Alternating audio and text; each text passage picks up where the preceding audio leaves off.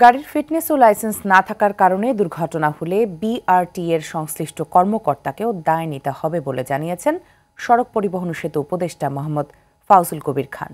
দুপুরে রাজধানীর তেজগাঁওয়ে বিআরটিএ ভবনে রোড সেফটি বিষয়ক মতবিনিময় সভা শেষে তিনি কথা বলেন পেন্ডিং 4.5 লাখ ড্রাইভিং লাইসেন্স আগামী মার্চের মধ্যে ইস্যু করা হবে।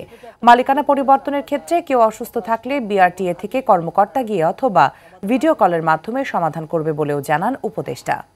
হিউম্যান ম্যালফাংশন, যে মানুষ হয়তো অসুস্থ হয়ে পড়ে, এই জাতীয় দুর্ঘটনা ছাড়া গাড়ির ফিটনেস নাই, ড্রাইভারের লাইসেন্স নাই, এইসব দুর্ঘটনার জন্য বিআরটিএর সংশ্লিষ্ট অফিসারকে সরাসরি দায়ী করা হবে। সুতরাং এই দায়িত্বটা, এইসব মৃত্যুর দায়িত্ব তাদের উপর আসবে এবং এই জন্য তাদেরকে আইনানুগ ব্যবস্থা নেওয়া হবে। এখন থেকে লাইসেন্স দেওয়ার ব্যবস্থাটা আরও সহজ করা হবে, কিন্তু এফেক্টিভ করা হবে। মানে শুধুমাত্র যিনি নিরাপদে গাড়ি চালাতে পারবেন তাকে আমরা লাইসেন্স দেওয়ার ব্যবস্থা করব। এইটার জন্য আমরা প্রথমেই জোর দিয়েছি ড্রাইভারদের প্রশিক্ষণের উপর।